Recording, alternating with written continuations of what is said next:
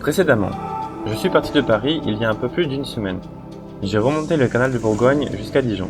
Il traverse toute la Côte d'Or de la Saône jusqu'à Lyon et est vraiment bien fait pour les vélos.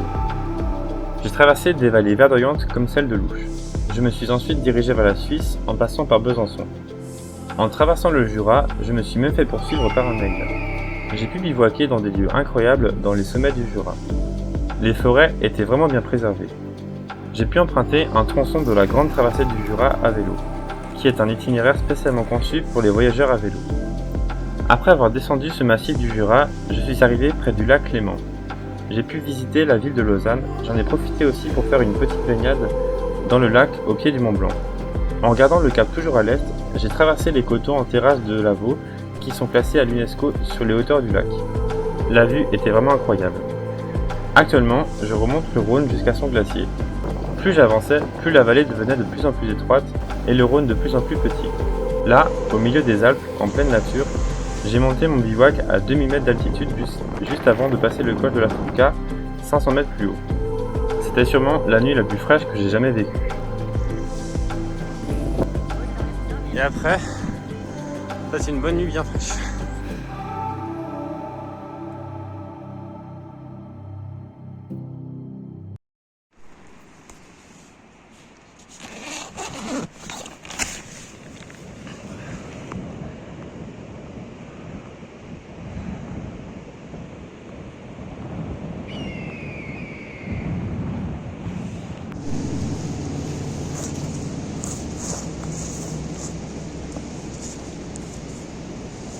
Malgré une bonne partie des nuits dormies en bivouac, en pleine nature, il ne faut absolument pas négliger l'hygiène, qui est un point essentiel pour avancer dans de bonnes conditions.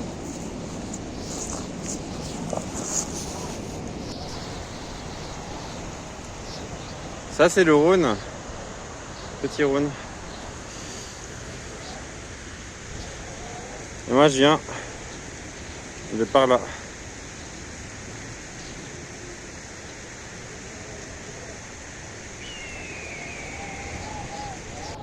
C'est magnifique.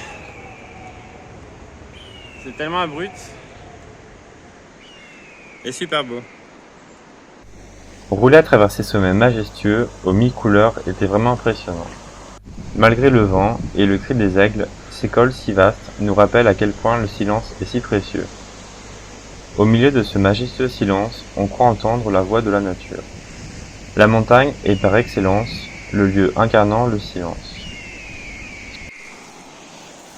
C'est bon, c'est arrivé à Glitch, ma commune avec l'école. Et là, il n'y a plus trop d'arbres. En gros, c'est assez caillouteux, quoi. Là, c'est la route. Le silence en montagne peut offrir la possibilité de saisir le passage du temps, de le suspendre et de s'en évader. Prendre le temps est vraiment très important. Le temps d'apprécier l'instant présent, le temps de ne pas penser aux problèmes, le temps de profiter de la vie.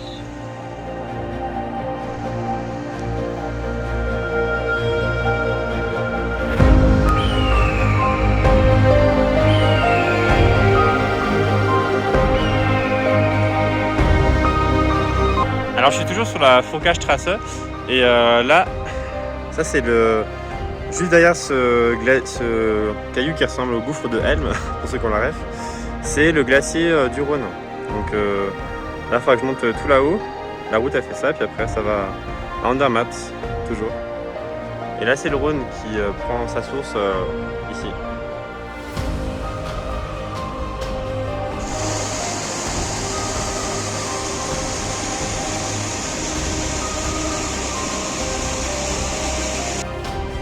Prendre le temps, ce n'est pas rien faire, mais partir à l'aventure. Se découvrir, apprécier ses ressources personnelles, mesurer ses faiblesses, développer des capacités comme la patience ou la persévérance. C'est aussi étudier et approfondir toute chose. Cela permet de prendre du recul et de la hauteur par rapport au quotidien, aux modes et aux modèles imposés. C'est la voie de l'apprentissage de la liberté. Même si cela fait peur à beaucoup, la solitude permet d'être face à soi-même pendant plusieurs semaines ou même pourquoi pas plusieurs mois cela permet de mieux se connaître. La voie buissonnière paraît hasardeuse, risquée, mais elle est ouverte, dynamique, propice à l'inattendu, aux rencontres étonnantes. Déjà, ce temps de recul et de réflexion permet de se dégager des divers conditionnements et de ses propres illusions. Le col de la Fourca est un des cols les plus élevés d'Europe. Il relie la vallée du Valais avec celle de Lucerne, au pied du col du Gothard qui fait partie des hautes vallées les plus impressionnantes. J'ai continué sur la route de la Fourca Pass à la découverte de ce que les Alpes avaient à offrir. Peu importe s'il n'y avait pas d'échappatoire au vent ni aux pentes si raides. Je veux voir le monde, suivre la carte jusqu'à ses bords et continuer à faire confiance à mon instinct. Que la curiosité sur mon guide, je veux changer d'hémisphère, dormir avec des étoiles inconnues et laisser le voyage se dérouler devant moi. Là je viens de passer le glacier du Rhône et ça monte encore, c'est même pas fini. Et en plus faut mettre des gants. Là je suis vraiment équipé parce qu'il fait super froid, il doit faire 5 degrés. Parce que je suis à 2414 mètres. Donc ça monte pas mal et puis il fait super froid. Là c'est les neiges éternelles. Elles sont vraiment partout les neiges éternelles.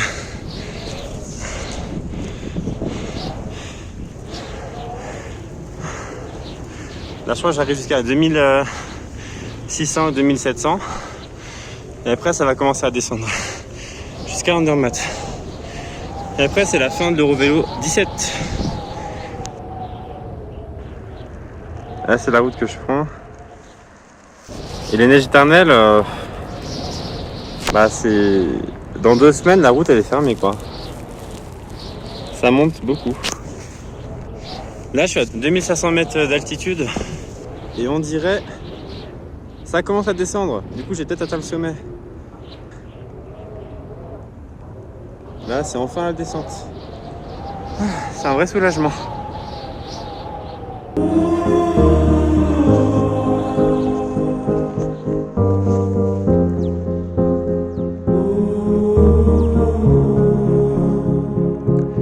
Et du coup, là,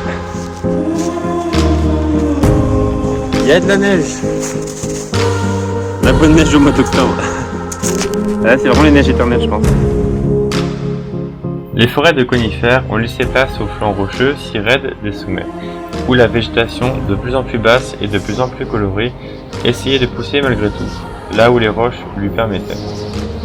Sur ces pentes si colorées de la montagne, je continuais à prendre de l'altitude pour me franchir le col de la Fourca. Au beau milieu du royaume des roches, du vent et du froid, je me sentais bien seul. Mais parfois, on peut faire des rencontres étonnantes. Et là, les gens qui étaient juste à côté là, ils m'ont offert des petits gâteaux. Trop gentils. Franchement, peut-être parce que je suis le seul vélo dans les parages, mais ils sont trop gentils. Et là je suis retourné encore les voir pour les remercier. Ils m'ont encore offert une physalis. C'est un petit fruit sucré orange, c'est super gentil. C'est des Allemands, ils viennent près de Hambourg, ils sont trop sympas.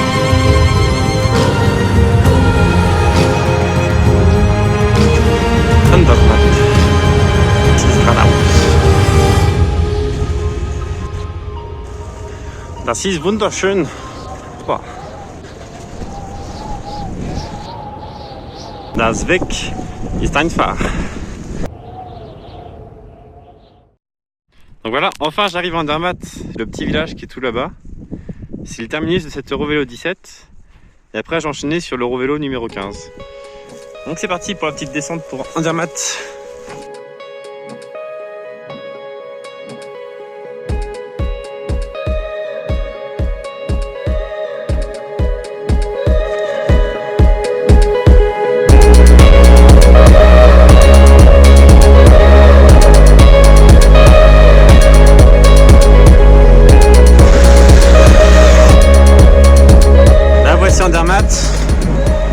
Here we go. Enfin. C'était attendu cette ville. C'est super joli. Et c'est vraiment encaissé entre plein de montagnes. C'est encerclé de montagnes mais genre tous les côtés quoi. Il y a des vaches. Et là moi j'aime bien.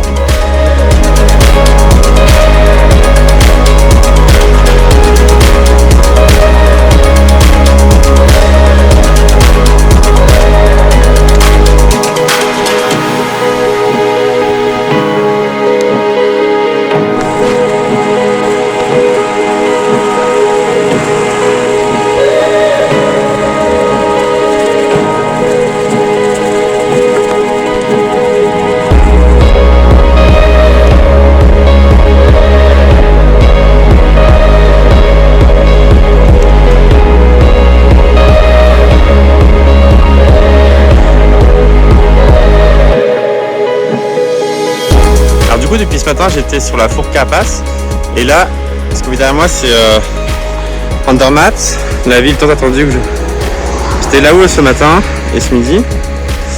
Et là j'enchaîne avec un deuxième col, la Oberla Pass. Ça va monter encore plus haut.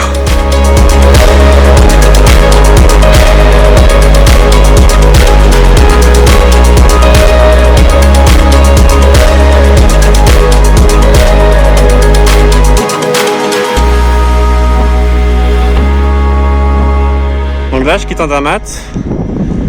Faut suivre maintenant l'Eurovélo 15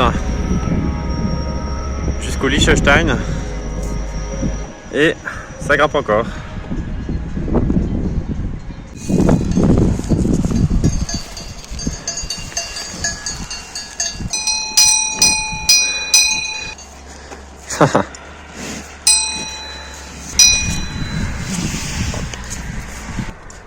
T'as la langue râpeuse toi hein.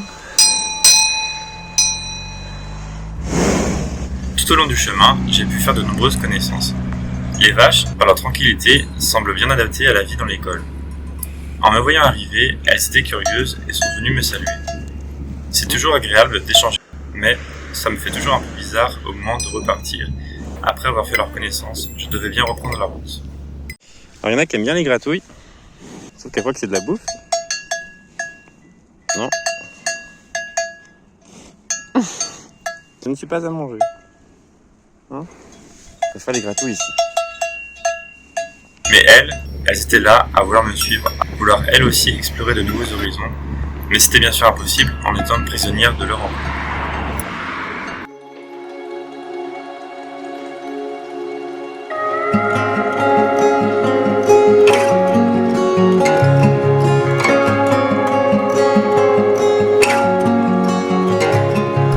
C'est bon, il est 18h30. Je viens d'être au sommet de Oberla Pass. Donc aujourd'hui c'était deux cols. Il y a la Fourca et puis la Oberla Pass. Maintenant j'espère que ça va descendre. Mais là je suis trop content parce que je suis arrivé au sommet. Juste derrière cette montagne il y a la source du Rhin. Et puis là on va bientôt arriver. Il y a un petit lac. Et c'est que là le sorte de réservoir de la base du Rhin. Donc c'est bon là ça commence à redescendre. Je suis trop content. Mais j'ai trop mal à un genou. Ce genou là il me fait trop mal. Parce que j'ai dû trop forcer aujourd'hui sur les montées. Et puis ça fait trop mal, du coup j'ai essayé de pas trop forcer. Et comme super haut là. Là on va aller au petit étang, la source du Rhin. Allo scout.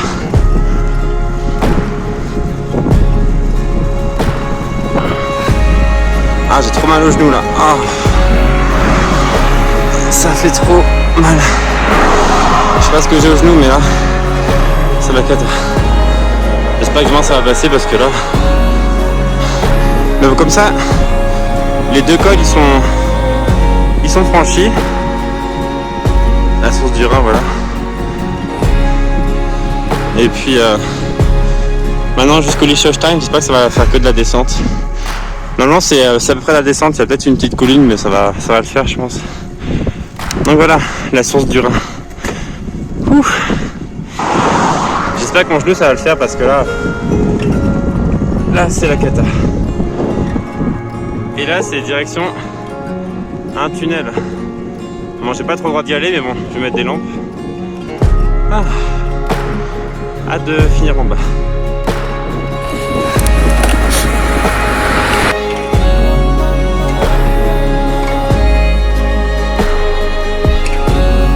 Alors là, on est dans la vallée de la Reuss, à 2044 mètres, à Oberalpsee, la source du Rhin.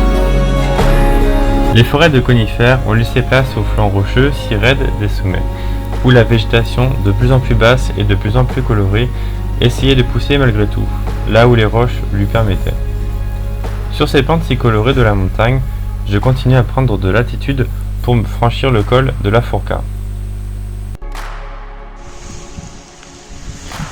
Là, Juste en bas, c'est le Rhin. Il s'écoule un petit ruisseau. Et là, le camping, il est genre derrière cette petite montagne. Sortir de son confort. Le confort n'est qu'une condition et donc une question que l'époque nous pose et à laquelle nous devons répondre. Beaucoup s'y essaient, il suffit de voir la croissance et la popularité de la littérature en développement personnel, qui n'est au fond qu'une problématisation du temps libre et de la liberté octroyée par la société moderne. Le développement personnel pose des questions. Que pouvons-nous faire de ce temps, de ce nouveau temps libre ? Comment devons-nous traiter ce confort ambiant dans lequel nous baignons ? Le confort recouvre l'ensemble de la société indépendamment des classes sociales. Une donnée qui nous concerne tous, qui modifie nos comportements et nos schémas de pensée. Le confort est un phénomène total comme le numérique, l'individualisme, le narcissisme ou l'ensemble des phénomènes de société. J'ai donc commencé à m'interroger sur ma propre posture face au confort, comme je crois beaucoup d'autres à la vie, disons, assez calme. Il me paraît intéressant de pousser à rechercher d'autres vibrations, d'autres défis, d'autres aventures, à repousser ses limites pour entrevoir de nouvelles perspectives.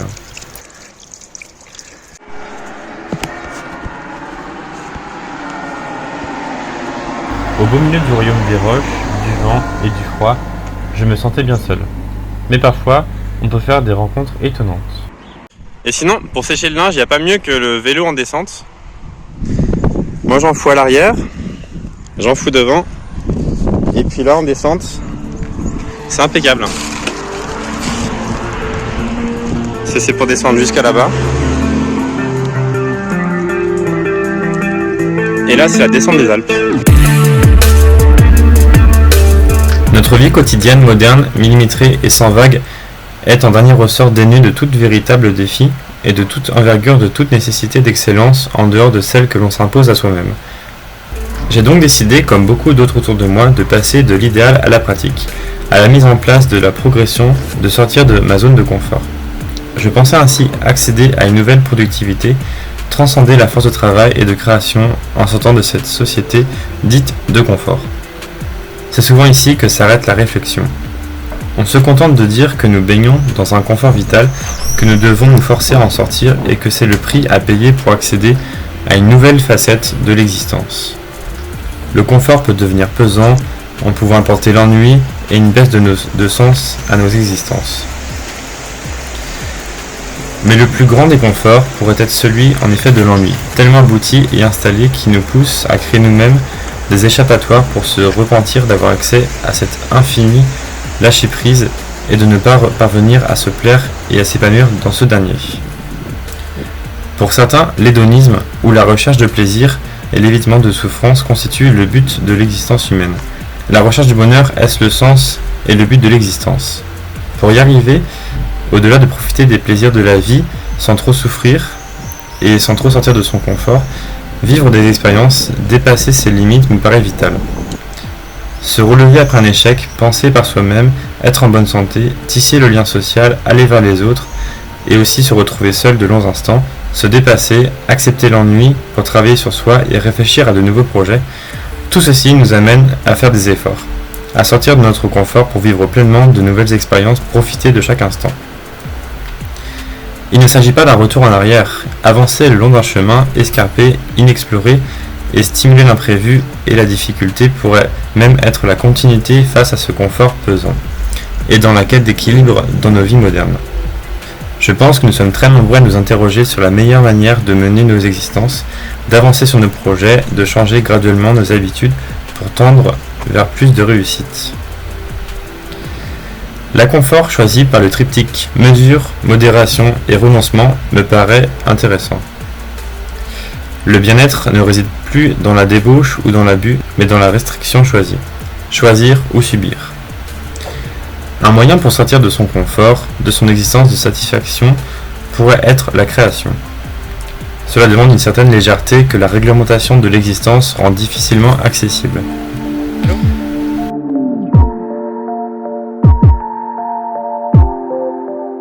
C'est bon, je suis arrivé au Liechtenstein.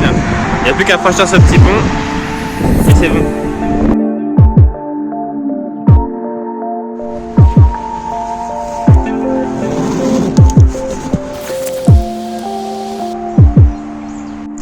quand on fait du bivouac, il y a des surprises. Genre des grosses limaces. Il y en a là. Il y a plein de grosses limaces sur la tente. Faudrait que je les enlève avant de la plier parce que faut pas qu'elles soient écrasées dans la tente quoi, parce que quand je vais la rouler. Mais elles sont bien faites au Liechtenstein. C'est de la limace de compète.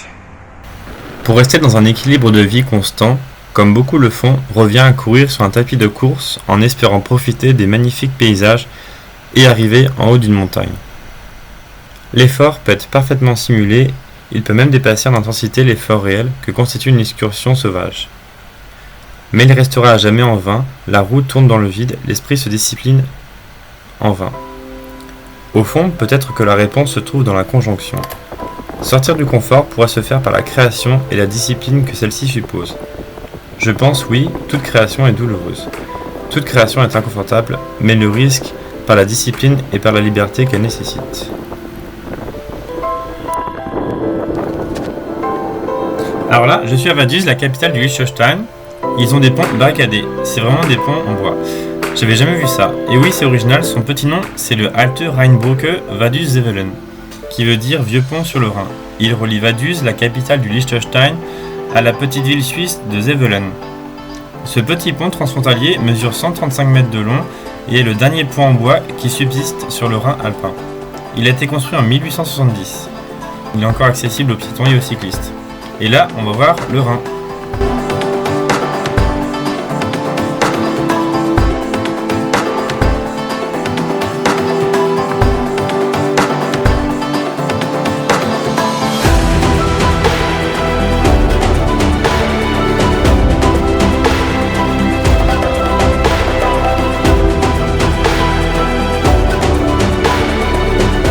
Donc là, je suis arrivé à Vaduz, la capitale du Liechtenstein. Il y a des petites cathédrales, la cathédrale Sainte-Florine. Et là, j'ai dans le centre-ville. Donc là, sur le chemin, il y a plein de framboises. On peut en prendre... C'est pas marqué que c'est interdit, du coup... Je pense qu'on peut en prendre. Puis là, il y a... Ouais, c'est vraiment une haie de framboisier, quoi. C'est trop cool.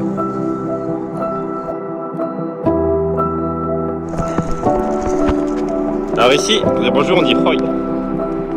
Ici, le petit point de rencontre entre l'Autriche qui est ici, la Suisse là-bas et Liechtenstein. Hop, c'est cette petite bande-là. Il y a un prix à payer pour se dissimuler au monde en refusant de jouer son jeu, d'être prisonnier d'un rôle, à se soumettre à la constance, être insaisissable comme un flocon qui disparaît dans la paume chaude d'un enfant, en faisant dans son esprit quelque chose de fuyant. À vivre ainsi, on gagne la liberté, l'imprévisible, mais on perd la chaleur réconfortante de l'identité, stable et rassurante.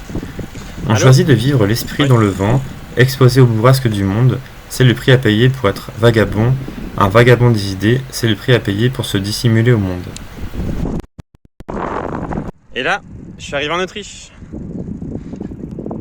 Österreich.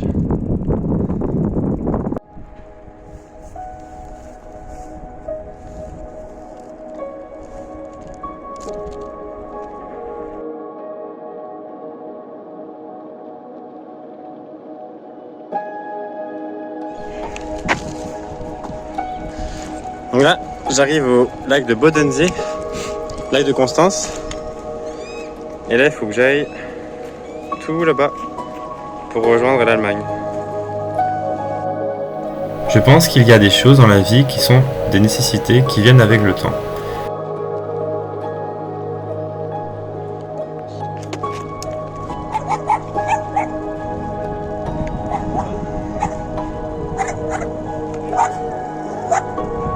Sentir ses limites est l'une d'entre elles. Faire l'expérience de son incapacité physique, mais aussi morale, nous avons tous tendance à fuir la complexité.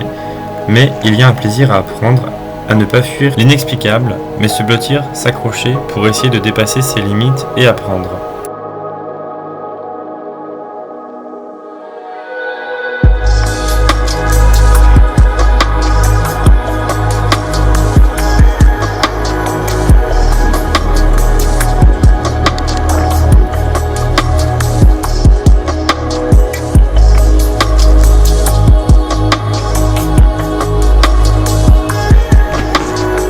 C'est bon, je suis arrivé à Constance. Là, j'ai changé d'Eurovélo, je quitte la 15 pour aller prendre la 6. Voyager à vélo permet de tester notre capacité d'adaptation, notre faculté à libérer et à exprimer notre plein potentiel. En effet, lorsqu'on n'est pas à l'aise, notre attention est naturellement répartie sur plusieurs risques que notre cerveau interprète comme des menaces. Aller au-delà de ces inquiétudes permet de changer, il est illusoire de se comporter de la même manière et de s'attendre à un résultat différent. Alors continuons à chercher ensemble ce que le confort et l'abondance nous ont fait oublier.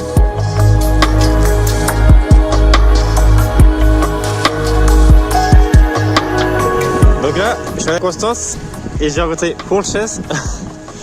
Et il vient de Turkménistan, mais dans Tadjikistan.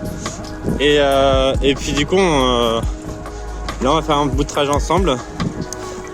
Pour partir de Constance. Et puis voilà. Là, Radaus. Et il m'a offert plein de nourriture, genre je suis encore plus chargé qu'avant, mais avec il m'a offert des gants aussi, enfin, c'est trop cool. Donc voilà, Constance. Là, on est dans le centre historique.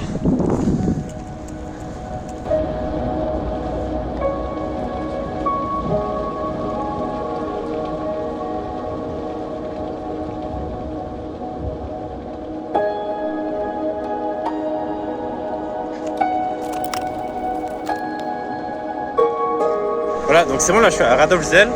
C'est une petite ville au nord du lac de Constance. Et j'ai quitté la 15 tout à l'heure et là je suis la 6 maintenant. Là je fais, prochaine étape c'est Stein am den Donau. C'est petite ville pour aller vers München.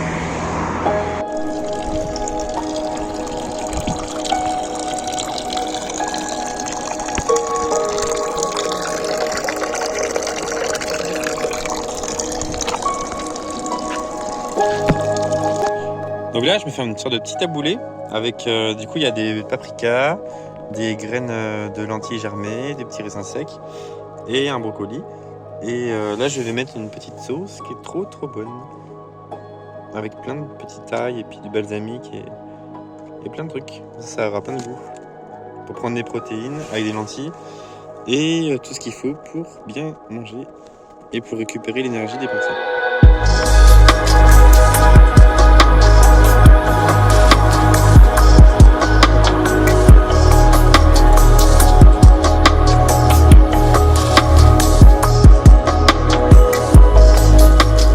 Voyager à vélo permet de tester notre capacité d'adaptation, notre faculté à libérer et à exprimer notre plein potentiel. En effet, lorsqu'on n'est pas à l'aise, notre attention est naturellement répartie sur plusieurs risques que notre cerveau interprète comme des menaces.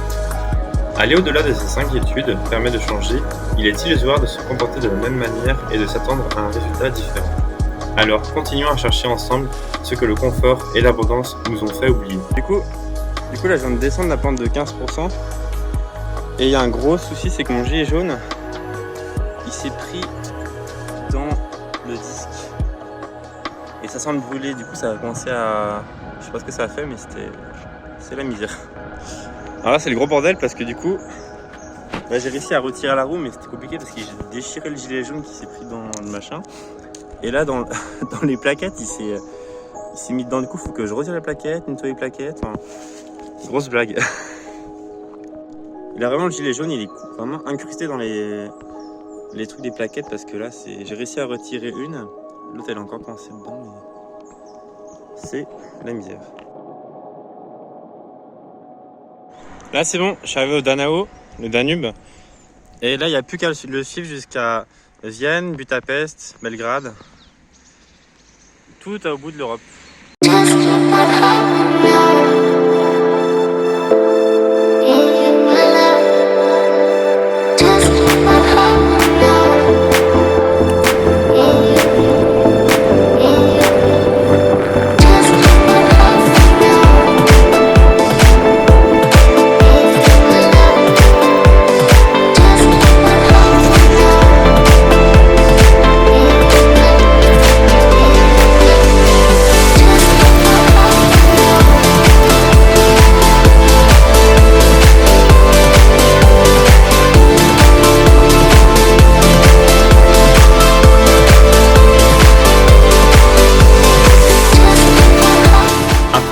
emprunté quelques chemins dans la Schwarzwald, la forêt noire.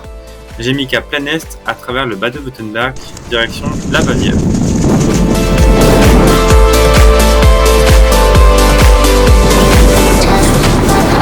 Là, je suis le Donau, qui traverse l'Allemagne de l'ouest en est. Dans le sud de l'Allemagne.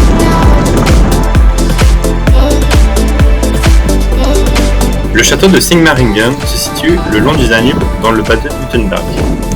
Édifiée en 1077, cette ancienne forteresse reste encore imposante. Elle était la résidence des princes de Hohenzollern.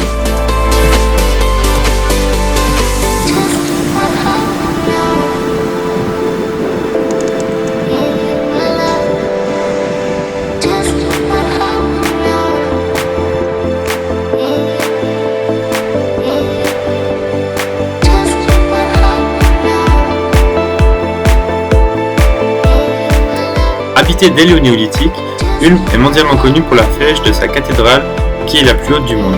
La tour qu'on voit ici est le Metzgerturm.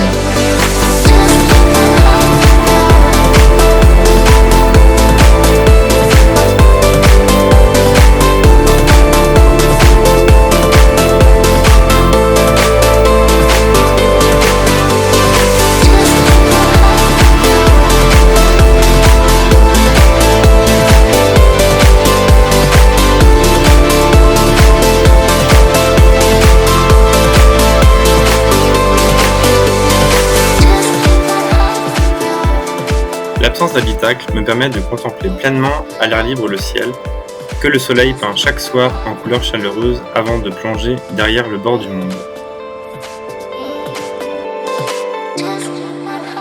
Alors du coup là, j'en arrivé à un club de canoë et puis ça héberge aussi les cyclistes. C'est comme un camping et puis en fait il n'y a vraiment personne et puis c'est à nous de faire nous-mêmes l'auto-inscription. Du coup là, il faut mettre dans le petit bulletin d'inscription, il faut mettre ses petites coordonnées, détacher ça. Ça, faut le mettre sur la tente avec un petit serre-flex ici. Et ça, faut mettre dans l'enveloppe. Et ça va direction... Non, ça va pas dedans, ce truc-là. Ça va direction dans la boîte aux lettres qui est juste... Il faut mettre le numéro aussi. Et ça va dans la boîte aux lettres qui est juste à côté. Toc, Canoe Club. Je suis à Donauwörth. Donc voilà, il n'y a plus qu'à... Là, je vais installer la tente, je ferai un petit endroit là-dedans, là, puis prendre une bonne douche. J'ai testé, ça marche l'eau. Il y a l'eau chaude et tout, enfin, c'est impeccable. Mais je crois que je suis tout seul dans le camping, il n'y a vraiment personne. Alors du coup, là, je suis bien arrivé au Canoe Club de Donauwörth. Et là, donc, il est vraiment super. Je suis vraiment... voilà, j'ai tout le camping pour moi. C'est en fait un sorte de grand bâtiment, c'est pour les canots, ceux qui font du canoë-kayak, qui descendent le Danube, et les cyclistes. Donc c'est spécial, enfin c'est trop cool. Mais par contre, il n'y a vraiment personne. Il n'y a même pas d'accueil. Enfin, je suis vraiment tout seul dans le camping. Du coup, j'ai mis la musique à fond. J'ai tout les sanitaires pour moi. Enfin, c'est original comme truc. Et sinon, après, je vais remonter encore, descendre encore le Danube jusqu'à Regensburg. Et après, je vais commencer à redescendre. Et puis, je vais aller jusqu'à Passau. C'est à la frontière avec... je vais retourner en Autriche. Donc, voilà. Là, je vais aller manger. Et puis, j'ai déjà installé les batteries. Elles sont déjà en train de charger. Donc, c'est trop cool. Ouais, du coup là je ressors de la douche, ça fait trop du bien. Donc c'était vraiment trop... Bah, ça fait du bien parce que ça fait 2 jours que j'avais pas pris de douche, enfin j'avais pas trouvé de trou de camping.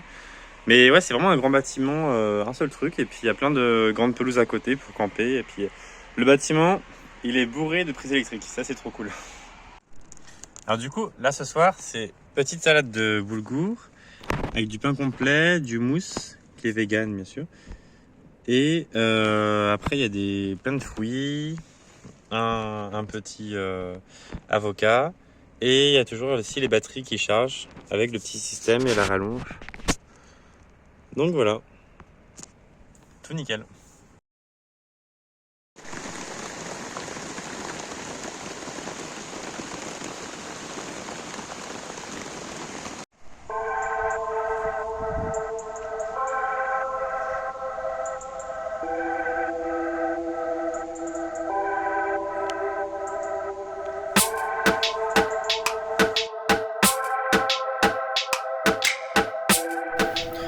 Ingolstadt se situe en Bavière, toujours le long du Danube.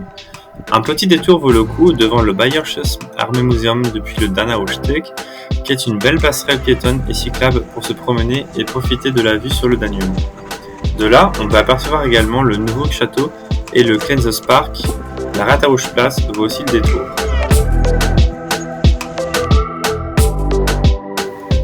Le cyclotourisme est un véritable mode de vie.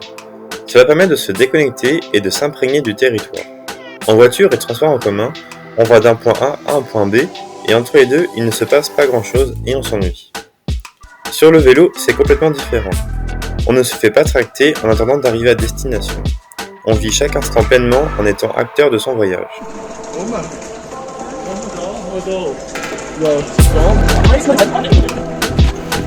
L'Eurovélo 6 m'a amené jusqu'à Ratisbonne, Regensburg en allemand, qui est une des plus anciennes villes d'Allemagne, dont la vieille ville médiévale est classée au patrimoine mondial de l'UNESCO.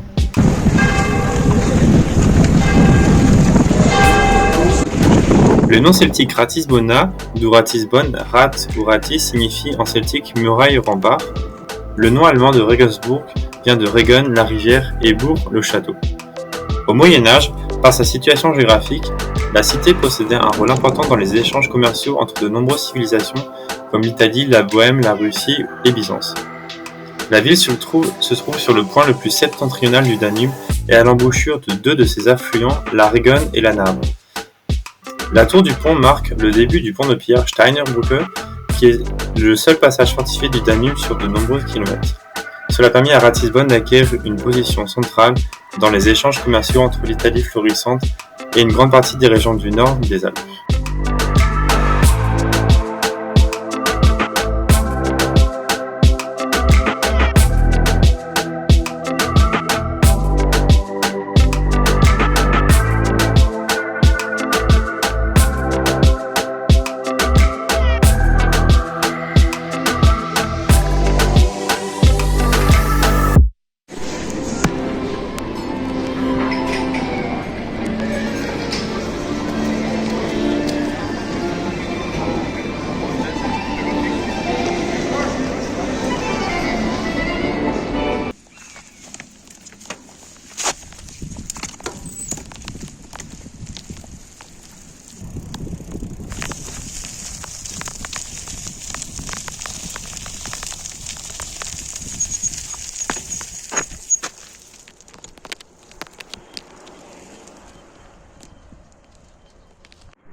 Bon, du coup là je me rapproche de Passau, la dernière ville allemande le long du Danube. Et puis là, sur des kilomètres à la ronde, il y a la seule route qui existe. Elle est fermée, comme par hasard, il n'y a rien qui prévenait. Du coup je suis passé en exploration. Parce que là je pense qu'ils refont un pont ou je sais pas quoi. Et là je suis dans le chantier. Parce qu'il faut que je passe sur le côté. Et avec le vélo c'est un peu chaud mais ça va. Bah, ça va le faire j'espère. Et là il faut passer sur le côté ici.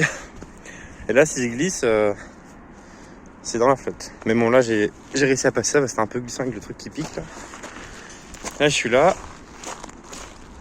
Ouais, ils refont carrément un chantier. Plus de route. Là il faut passer là. Et après j'arrive ici. Mais moi je pense que parce qu'après les barrières c'est chiant là. Donc je pense que je vais passer par là. Toc toc toc, derrière les barrières. Et après je rejoins la route ici. Mais il faut traverser les buissons et puis c'est un peu risqué parce que si je tombe dans la flotte c'est un peu la misère. Donc sinon il y a ça. Ou alors faut monter là. Ah, il y a un beau coucher de soleil ce soir. Monter là et puis passer les barrières. Mais bon, je pense que le vélo il passera pas. Il faut démonter les sacoches et tout le bordel. Enfin, ça va être embêtant. Donc voilà, dernière petite journée. Après c'est la frontière demain pour l'Autriche.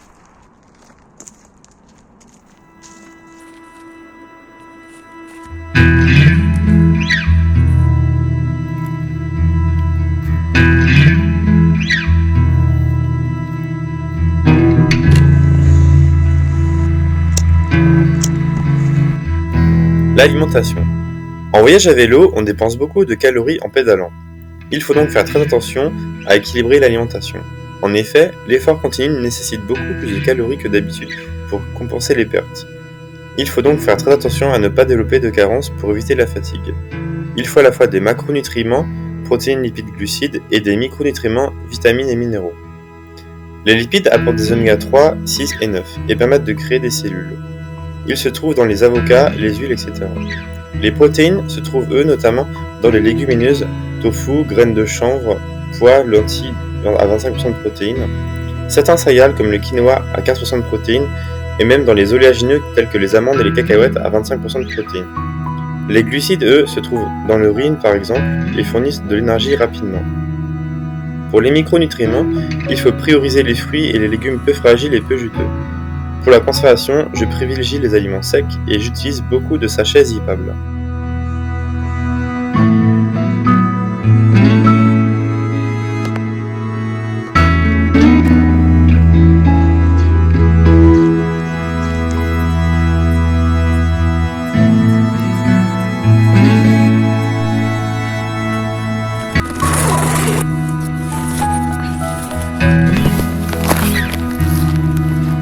Ce voyage m'a permis de traverser l'Allemagne en suivant le Danube. De Donaueschingen à Passau, c'est un parcours d'une grande sérénité et superbe le long d'un des plus beaux fleuves d'Europe. L'Eurovélo 6 suit les tracés de la véloroute du Rhin, la véloroute des Hohenzollern et la véloroute du Danube jusqu'à Passau. C'est l'occasion de traverser des lieux pleins de charme et de découvrir des sites d'une richesse historique et culturelle remarquable. À travers des forêts majestueuses, les très imposantes gorges du Danube ou encore à travers les étendues sauvages de Bavière, suivre l'Eurovélo 6 le long du Donau était vraiment très appréciable. Encore quelques coups de pédale et voici la somptueuse et historique ville aux trois fleuves, Passau, qui ouvre les portes de l'Autriche. Donc là, je suis à Passau, c'est la dernière ville allemande.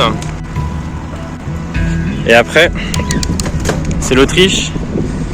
Et vers Haas, en Autriche, avant un peu Litz, je vais faire un tour en Tchécoslovaquie. Et puis, j'espère qu'il n'y aura pas trop de montées, parce que dès qu'on quitte le canal, il y a beaucoup de montées. Donc voilà, Passau, c'est super joli comme petite ville. Et c'est la ville de la frontière.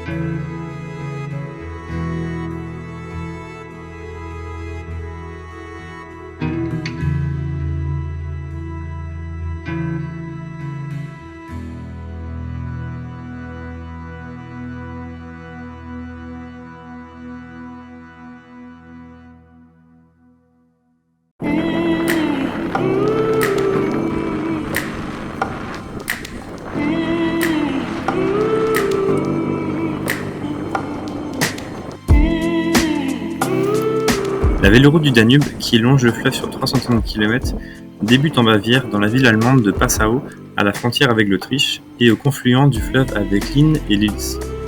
Puis, en Autriche, passe par Linz et Vienne. L'essentiel du trajet donne le choix entre les deux rives. La véloroute permet de découvrir la vallée de la Wachau, bordée de montagnes et qui est un paysage culturel inscrit sur la liste du patrimoine mondial de l'UNESCO.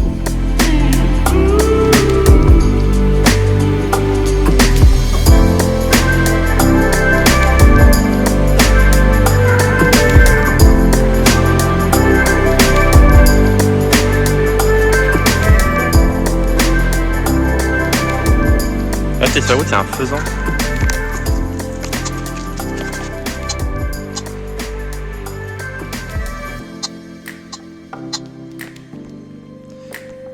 Je sais pas ce qu'il fait là. J'ai pu quitter temporairement la véloroute le long du Danube pour aller découvrir le sud de la Tchéquie. L'Eurovélo 13 ou la véloroute du rideau de fer longe la frontière sud du pays. Cette zone frontalière est riche en biodiversité. Du Karst Morave au lynx du parc national de Šumava, de nombreux trésors sont à découvrir tout le long de l'itinéraire. Par exemple, toujours dans la Bohême du Sud, on retrouve ce grand lac de montagnes paisible et mystérieux, le Vodni Nadrij Lipno.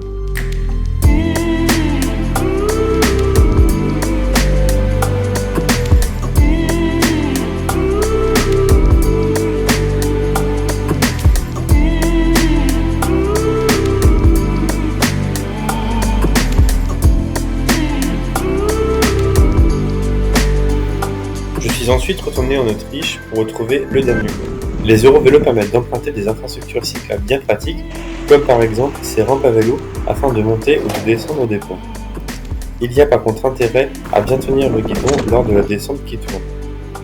Ici, en retrouvant le Danube à Linz sur l'Eurovélo 6, j'ai pu croiser quelques cyclistes locaux qui ne faisaient pas forcément le même usage du vélo que moi.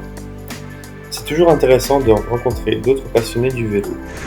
Also, ich bin in Linz und ich habe einen Cyclist getroffen. Hallo. Schöne Grüße nach Frankreich. Super. Aus Linz an der Donau. Und was ist dein Name? Rudi. Rudi. Ja. Und wir sind in die Radweg getroffen und wir haben die Straße gemacht zusammen in die Straße. Das war super schnell Ja, genau. und super gut. Hat mir Spaß gemacht. Und wir sind jetzt in Linz. Linz ist 200.000 Bewohner und das ist ah ja, die dritte Stadt. Okay. Also das ist eine gute Stadt und jetzt die Straße ist zu Vienna. Bon, du coup là je suis près de Mauthausen, près de Linz, un peu après Linz. Et là il faut encore prendre un ferry. Bon c'est le dernier du parcours en Autriche, hein. Mais évidemment là c'est jusqu'en septembre. Après c'est foutu. Du coup là il faut que j'aille faire un gros détour pour prendre le petit pont qui est là-bas. Mais je sais même pas si on peut y aller en vélo, enfin je vais essayer. Mais ouais, les ferries ils connaissent bien en Autriche. Mais pas trop les ponts.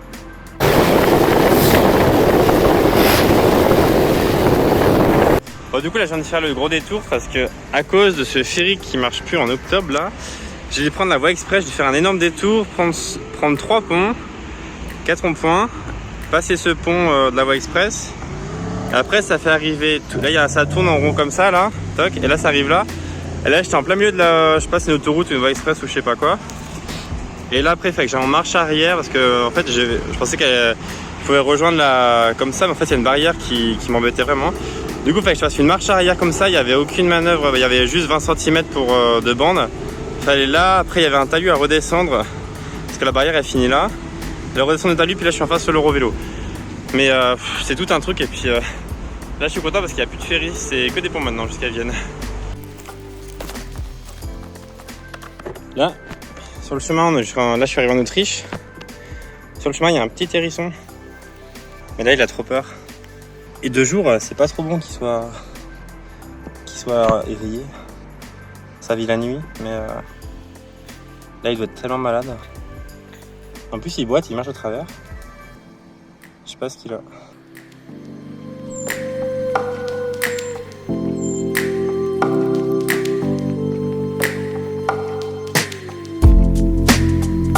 Donc là, je suis passé en Autriche et je suis près d'Insel, dans les petits chemins près de Valage. En fait, le truc c'est que l'Eurovélo, ils disent qu'il fallait prendre le ferry. Évidemment, moi, comme je continue un peu le soir, je suis arrivé trop tard, il ferme à 5h. Et là, du coup, j'ai décidé de continuer un petit peu tout droit. Mais là, ça fait passer dans des chemins, mais même pas praticables pour les vélos. Et il fallait monter des super grosses montées à pied. Et en plus, je glissais sur. Il y a plein de pierres, puis il y a plein de feuilles. Du coup, j'ai glissé en poussant le vélo. Enfin, c'est une horreur. Et du coup, là, je sais pas trop où je vais. Il commence à faire nuit. Donc voilà, je continue. Puis j'aurais dû, ça va m'emmener au bout de ce chemin. Bon, bah, du coup, ce que je craignais est arrivé. Le chemin est vraiment impraticable. Là, il faut passer une rivière, je sais pas quoi, un torrent, un ruisseau. Mais après, c'est abrupt. Là, vous voyez rien parce qu'il commence à faire nuit. Et là, sinon, il y a un petit chemin en bas, mais il faut que je descende à travers la forêt avec le vélo. Et bien sûr, là, je pense qu'il faut que je rebouche chemin. Et j'ai 12 km à faire à pied en montant comme ça, là-dedans. Et pour prendre le ferry, donc je sais pas à quelle heure je vais arriver, mais l'Eurovélo, c'est quelque chose.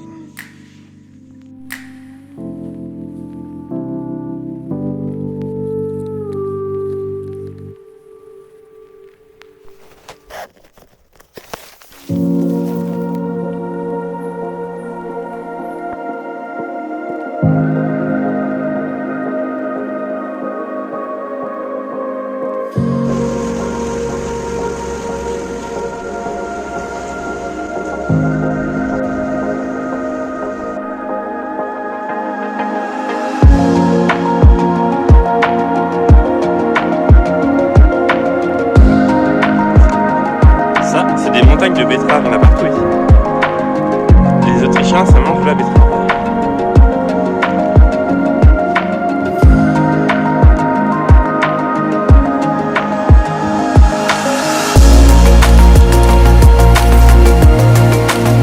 Du coup, c'est bon, je suis arrivé au camping. Le camping de Marbar. Ah, j'avais trop hâte. Je sais pas combien de kilomètres j'ai fait aujourd'hui, mais je pense au moins 130.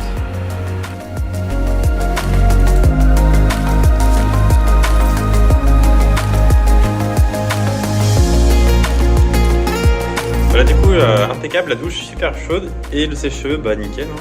Comment ça s'est fait. Et après, là, c'est la salle de convivialité dans le camping. Et ce qui est vraiment top, c'est qu'il y a plein de petites cartes pour les vélos. Enfin, franchement, c'est pile sur l'itinéraire de l'Eurovélo 6. Donc, c'est des vélos partout.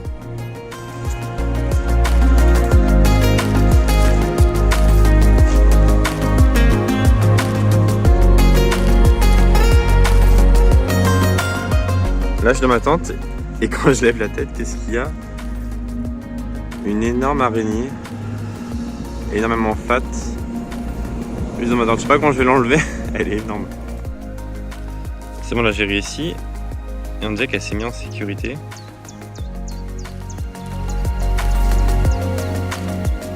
Mais ouais, elle doit être enceinte ou je sais pas quoi, mais bon, c'est parti. Hop. Hasta la vista.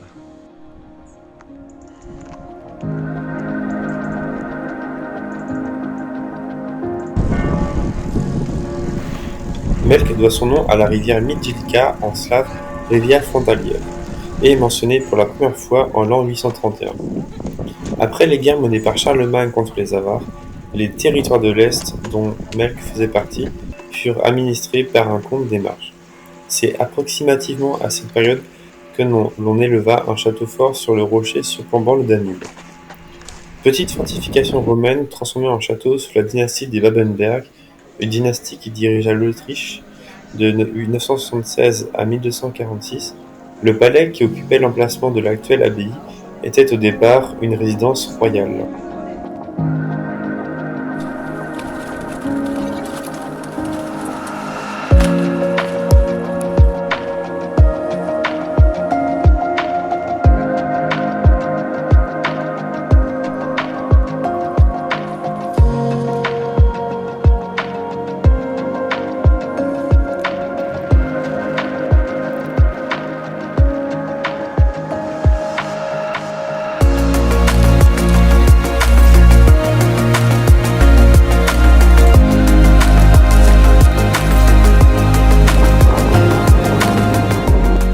Donc là c'est bon, j'arrive à Vienne, c'est déjà super beau Vienne, c'est trop mignon comme ville. Pour les vélos c'est impeccable, il y a vraiment des pistes cyclables partout, le réseau est bien... il n'y a pas de discontinuité, c'est trop cool. Là je traverse Vienne, et puis je verrai où ça va me mener ce petit chemin. Et puis voilà. C'est comme les quais de Seine à Paris ici. Mais en plus tranquille.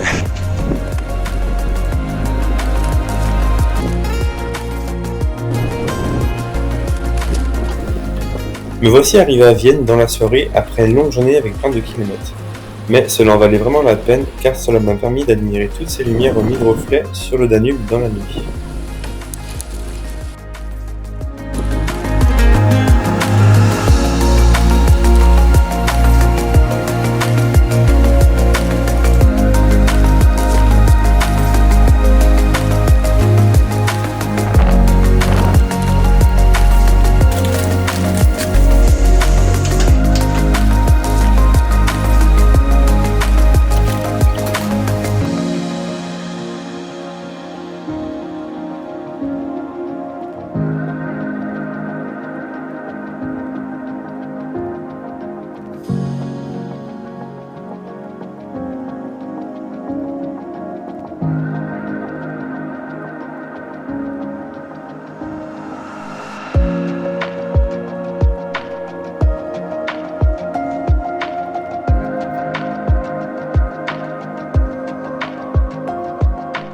Alors du coup là je suis bien arrivé à Vienne hier soir et sur Couchsurfing j'ai trouvé un couchsurfer qui s'appelle Jonas et donc c'est une colocation et puis ils m'ont hébergé pour la nuit.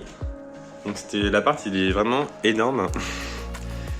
Et puis il y a un balcon qui est super gros aussi. Enfin, c'est super cool d'avoir ça en pleine ville. Et ce qui est trop bien aussi, c'est que les gens ils mettent des plantes partout. À chaque étage, il y a des plantes. Donc ouais, c'est nickel.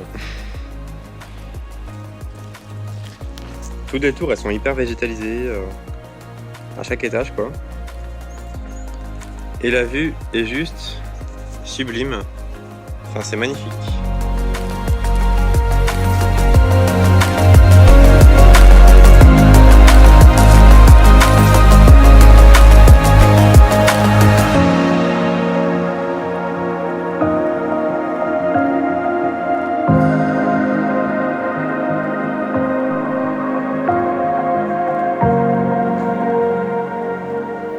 Vienne, capitale du pays avec quasiment 2 millions d'habitants, fait partie du Bundesland Vienne.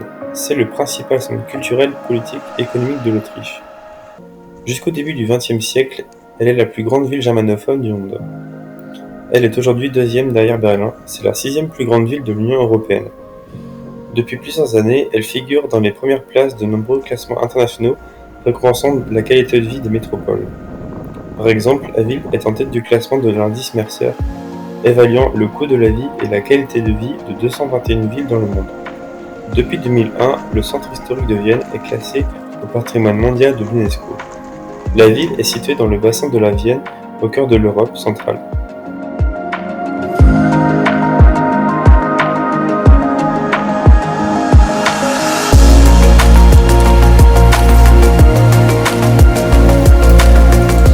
J'ai pu passer la nuit en couchsurfing et pris le temps de visiter le centre-ville historique impérial. Durant plus de 7 siècles, la Hofburg fut le centre du pouvoir de l'empire des Habsbourg. Le palais impérial de Vienne est l'un des plus grands complexes d'un seul tenant au monde. La Heldenplatz est lourde d'histoire et jadis conçue comme un vaste forum impérial. D'ici, on peut avoir une des plus belles vues sur la Neue Burg et l'aile Léo. La ville, traversée par la petite rivière longue de 32 km, la Vienne, qui se jette dans le Danube, qui a donné son nom à la ville. Elle est surtout traversée par le Danube, mais aussi par des collines qui marquent le début des contreforts des Alpes, qui bordent la ville à l'ouest. La vallée du Danube et le relief plat à l'est offrent un accès à la grande plaine hongroise. Le massif des Carpates commence également à proximité, au nord et à l'est. Enfin, je ne voulais pas partir de Vienne sans avoir mangé un croissant, car c'est ici qu'il a été inventé. Le lendemain, j'ai pris la route pour la Slovaquie. Ah, du coup, là, j'ai quitté Vienne tout à l'heure et là, je vais vers Bratislava en Slovaquie. Et je crois que j'ai jamais fait un chemin aussi plat et aussi droit. Genre, ça fait 3h30, peut-être 4h que je pédale tout droit, il n'y a personne, pas d'intersection, c'est tout droit, tout plat, todo recto.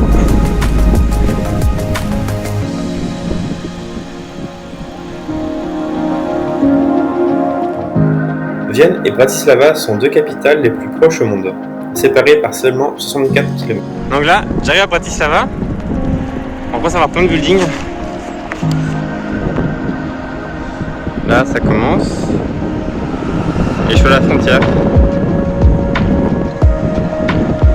Là, c'est la douane ou la frontière, je pense. Et là, toutes les voitures elles sont en train de s'arrêter pour passer à la douane. Alors que les vélos, c'est nickel. Là, c'est la frontière.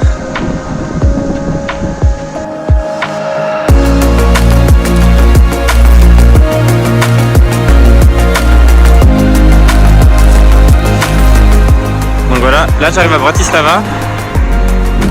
Et là, c'est la Villa Dogva Vesa UFO. Une tour célèbre à Bratislava. C'est assez haut.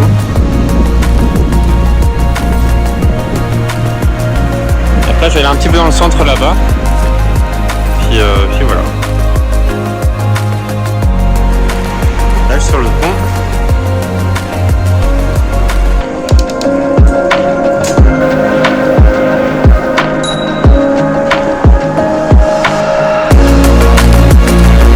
Là, c'est Bratislava. Et là, c'est le Bratislava Rat, le château de Bratislava. Pour moi, voyager à vélo incarne vraiment la liberté, en allant où on veut, quand on veut, de manière autonome. Contrairement à ce qu'on pourrait penser, le vélo permet de se libérer de pas mal de contraintes. Le monde s'ouvre à nous via ce type de voyage qui offre une belle vue sur tout ce qui nous entoure. Il faut se fier à soi en traçant le chemin. Cela ouvre de nouvelles portes sur le fait de partir à l'aventure. Bratislava, cette capitale à taille humaine, est très agréable notamment pour se déplacer en vélo ou à pied en flânant tranquillement dans le centre piéton. À travers les ruelles, on peut découvrir des petits cafés mignons, un restaurant chaleureux ou encore une boutique charmante. Parmi les immanquables de la vieille ville, il y a la place principale, l'avenue Namasti en Slovaque, où se trouvent notamment des bâtiments officiels de la mairie avec toutes les ambassades les unes à côté des autres. J'ai été surpris de voir autant de créativité dans les rues de Bratislava. Notamment, en se baladant dans les ruelles, on peut tomber sur des créations artistiques sur les murs de la ville. Au détour d'une petite rue commerçante, le soir j'entendais une petite musique et en me rapprochant, j'ai pu profiter d'un petit concert. Ça m'a fait du bien de faire cette petite pause après tous ces kilomètres et de pouvoir profiter de cet instant en repensant au fait de trouver du confort dans l'inconfort, à vivre pleinement l'aventure, à embrasser l'incertitude, à s'épanouir dans la difficulté. Et le plus important, à trouver du sens à tout ça.